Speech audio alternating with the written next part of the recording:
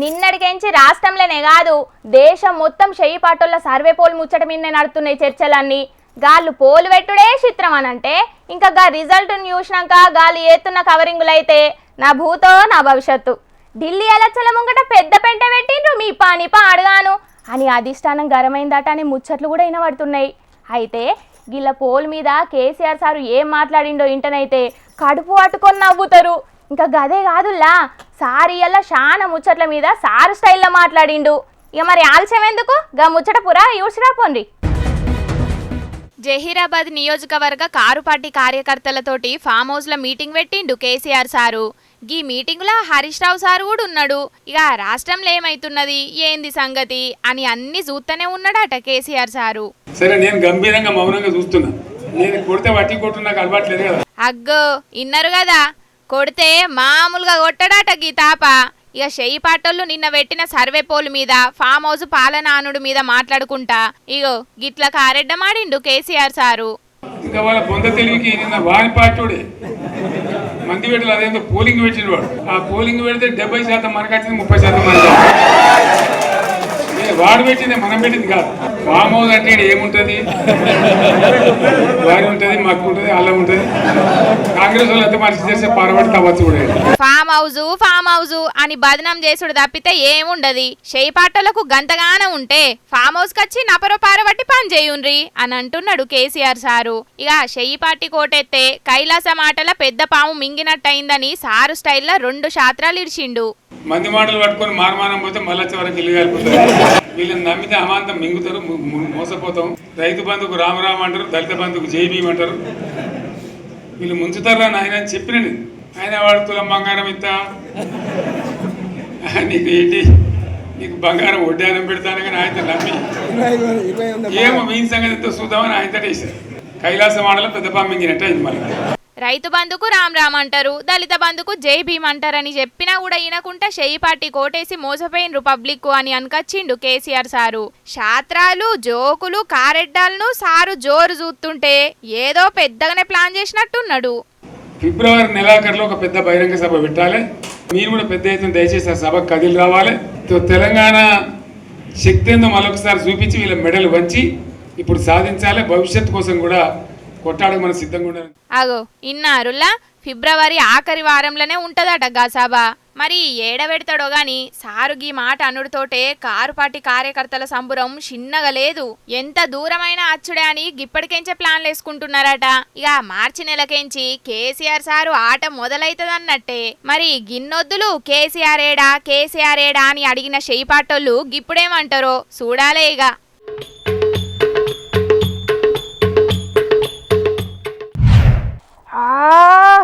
నిద్ర లేదు, ప్రశాంతత లేదు.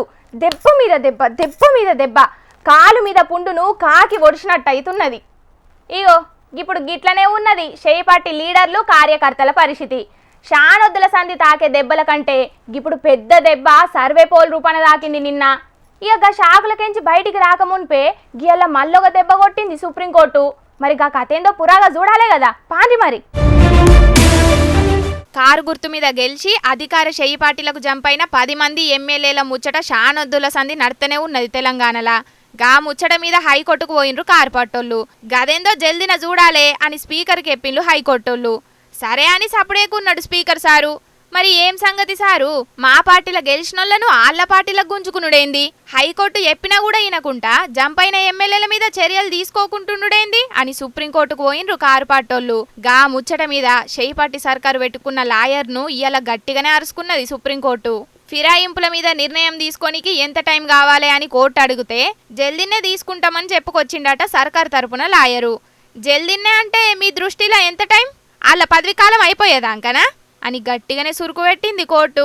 ఇక ఫైనల్గా నిర్ణయం ఎన్నడు తీసుకుంటారో చెప్పాల్సిందే అని కోర్టు గట్టిగా చెప్పే వరకు స్పీకర్ని అడిగి చెప్తా అన్నాడు సర్కార్ లాయరు. సరే సూత్తమిగా అని విచారణ వచ్చే వారానికి వాయిదా వేసింది కోర్టు. హామీలిచ్చి నెరవేర్చకుండా ఎట్లా పడితే అట్లా సమాధానం ఇచ్చినట్టు అనుకుంటున్నారో కోర్టుతోటి మాట్లాడుడంటే మరి ఏమనుకుంటున్నారో ఈ చెయ్యి పాటోళ్ళు గాని. పార్టీ ఫిరాయించిన ఎమ్మెల్యేల మీద యాక్షన్ తీసుకోకపోతే ఖచ్చితంగా సుప్రీంకోర్టే రంగంలోకి దిగేటట్టున్నది. ఇక మరి చూడాలే ఇప్పుడన్నా స్పీకర్ సారు ఏదన్నా నిర్ణయం తీసుకుంటాడో లేకపోతే ఎప్పట్లెక్కనే ఊకుంటాడో అని అనబట్టిండ్రు గీ ముచ్చట ఎరకైనా రాజకీయ మేధావులు. ఆ పబ్లిక్ ఇప్పుడు మా రాముల తాత చేయాలైంది కదా, మరి పెద్ద మనిషి ఇయ్యాల ఏ వేషం మీద కూసున్నాడో నుల్లా ఓ పరైతే విలుద్దాం పాండ్రి. ఓ తాత ఏం చేస్తున్నావే? తరతరాలుగా యుగ యుగాలుగా పాలకులు మారినా ప్రభుత్వాలు మారినా మాకు జరగాల్సిన అన్యాయం జరుగుతూనే ఉన్నది. ఇక సహించేది లేదు. జంగు సైరన్ మోగించుడే. అగో ఏందయ్యో ఎన్నెళ్ళైంది గియ్యాల గింతగానం పైరైతున్నావు, ఎవల మీద ఎందుకు? కమోస్ ఎంవలకు అన్యాయం జరిగిన మౌనంగా ఉండలేని మీ టీవీలు ఇప్పుడు ఎందుకు నోరు మూసుకొని ఊకుంటానై? సర్కారు మిమ్మల్ని లోపెట్టెత్తదని భయమా, లేకుంటే మేము ఇంకింత తెగబడతామానా? ఏ ఏ అంటే ఇంతకు నీకు జరిగిన అన్నాలం ఏంటిదో చెప్తేనే కదా మేము ఆ వార్త చెప్పాలనా వద్దా అనేది. ఇంతకు ముచ్చటేందో నువ్వు చక్కగా చెప్పు నాకు. సర్కారు మా సరుకు రేట్లను పెంచినప్పుడు లేవని నోర్లు ఇప్పుడు బాగలేత్తని ఏందే? సర్కారు మాకు నాణ్యమైన సరుకును అందించలేనప్పుడు లేవని నోర్లు ఇప్పుడు బాగా మాట్లాడతాను ఏందే? ఏహే ఇంతకు ముచ్చటేందో చక్కగా చెప్పక ఏ ఏ అనుకుంటా ఏదో సినిమాలో డైలాగ్ లెక్క చెప్తున్నావు ముసలాడా. సాగదీయకుండా ముచ్చటేందో జల్దిన చెప్పు. చెప్పేటానికి ఏమున్నదే? సర్కారు పథకాలు నడవాలన్నా మా సరుకు రేట్లను పెంచలేనాయే. సరుకు కంపెనీలకు నట్టాలు వస్తానే అన్నా కూడా మా తాగుబోతుల కడుపు కొట్టుడేనాయే. అందుకోసమే ఇంత ఆవేశం పెరుగుతుంది.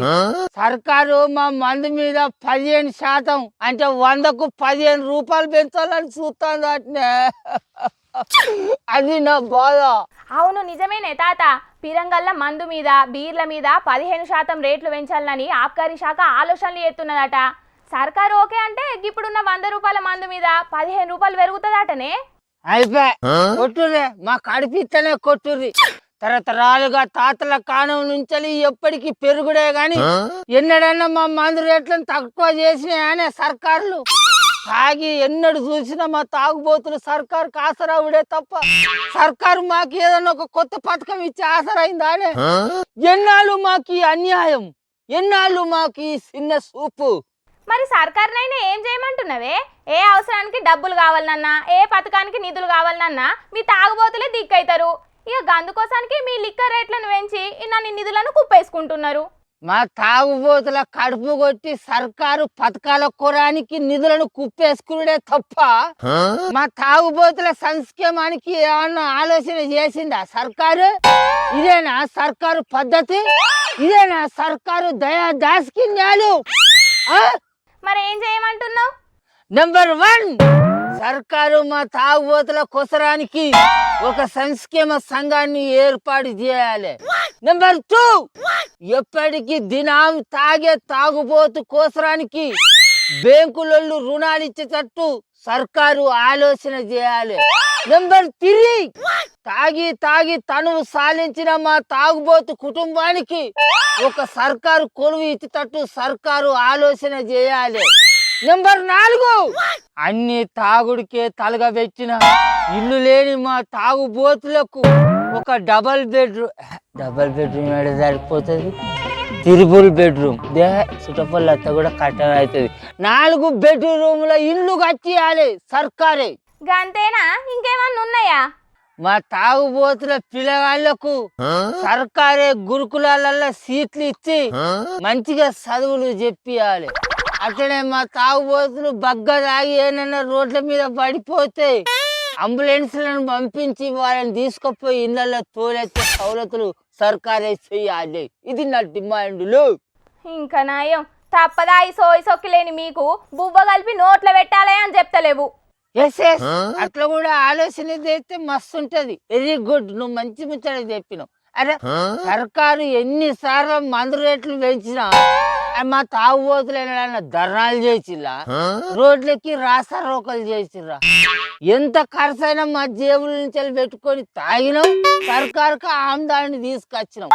మరి మా యోగా స్కీమాల కోసానికి సర్కారు ఆ మాత్రం ఆలోచనలు చేయద్దా? చేయలే మరి. మూతి మీద గుద్దుతే ముంగటి పండ్లన్నీ రాలాలే ముసలోడా. తాగి ఇల్లును ఒళ్ళును గుల్ల వేసుకునేదే కాకుండా మా తాగుబోతులకు సర్కారు సకల మర్యాదలు చెయ్యాలి అని చెప్తున్నావా? పీకింటికి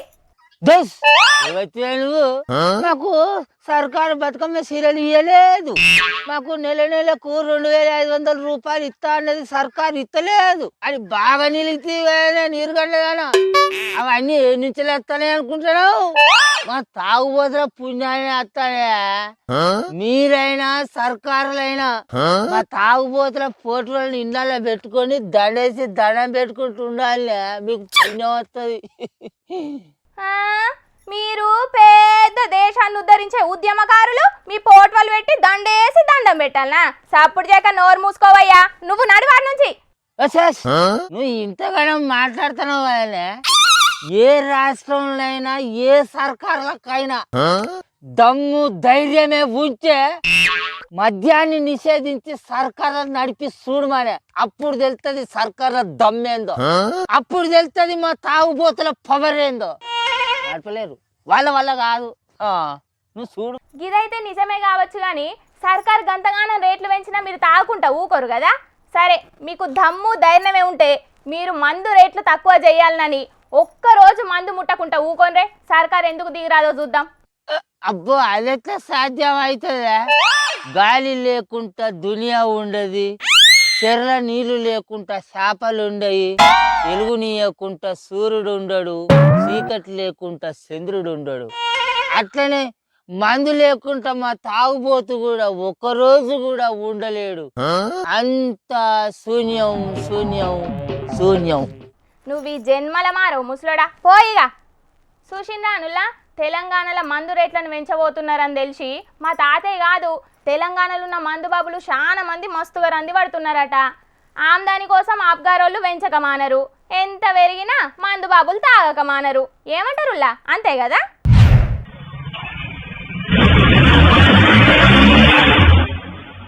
ఆగో చూసిండ్రా అనుల్లా, ఇంటి ముంగట బండి మీద కూసున్న గీమె చేతులకెంచి ఫోన్ ఎట్లా గుంజుకపోయినరో బద్మాష్ గాన్లు.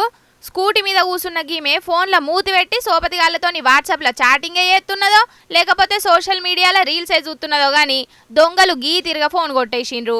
జరసేపు ఏమైందో గామకే అర్థం కాలే. అటెనక ఫోన్ ఎత్తుకపోయినరని కీకలు పెట్టింది కానీ అప్పటికే గా బద్మాష్ గాన్లు అవతల పడ్డరు. మరి ఇది ఏడైందో ఏమో గాని ఈ వీడియో సోషల్ మీడియాలో వైరల్ అయ్యే వరకు ఇవాళ రేపు చాలా మందికి ఫోనే సర్వస్వం. గది లేకపోతే ఒక్క నిమిషం కూడా ఉండరు. పాపం గీ బుజ్జి కొత్త ఫోన్ కొనుక్కునేదాకా ఫోన్ లేకుంటే ఎట్లుంటుందో ఏమో పోన్రి అని కొందరు కామెంట్లు పెడుతున్నారు. ఇక ఇవాళ రేపు టెక్నాలజీతోని పోలీసోళ్ళు పోయిన ఫోన్లను మళ్ళా రికవరీ చేస్తున్నారు. కానీ చూసిండ్రు కదా పబ్లిక్, చుట్టూ ఏం జరుగుతుందో చూడకుండా ఎప్పటికీ ఫోన్లనే మూతి పెడితే పొయ్యి మీద బువ్వ కూరలు మాడిపోవడే కాదు, దొంగలు మీ వెనక పొంటే వచ్చి గిట్ల దొంగతనాలు కూడా చేస్తారు. అందుకే కండ్లను ఎప్పుడు ఫోన్లనే పెట్టకుండా జర అప్పుడప్పుడు చుట్టూన్న మనుషుల మీద ప్రపంచం మీద కూడా పెట్టుండ్రి.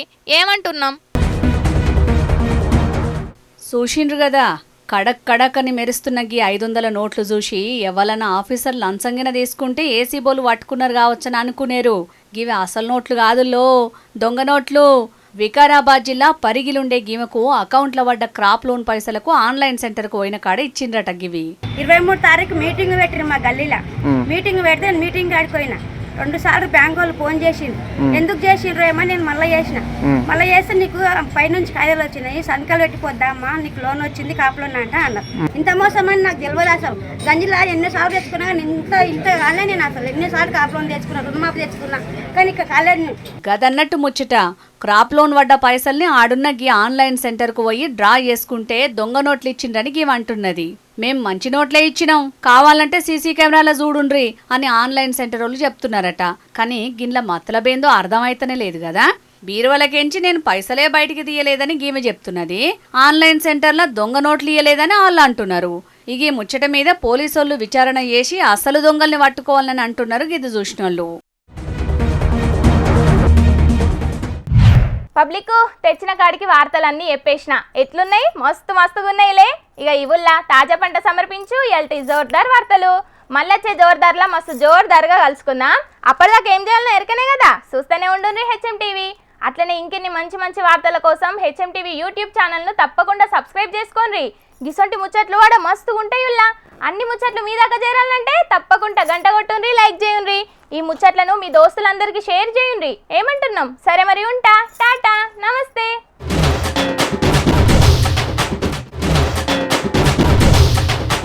జోర్దార్ వార్తలు సమర్పించిన వారు తాజా పంట, తాజా కూరగాయలు మరియు పండ్లు ఫోన్ మరియు వెబ్సైట్ ద్వారా కూడా ఆర్డర్ చేసుకోవచ్చు.